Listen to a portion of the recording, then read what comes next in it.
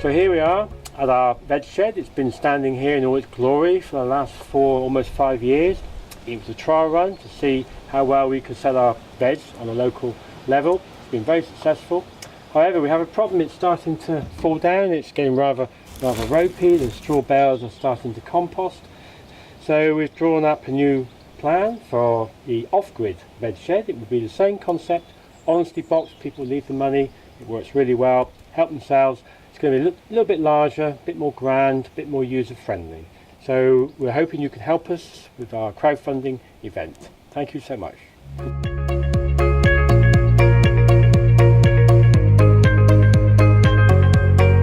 I'm Sasha, and I'm a regular at the veg shed, and we call it, me and my family, we call it our 24/7, because basically it never shuts, and we live just over there next door, and so we can just pop round the corner and pick up whatever we need when we need it.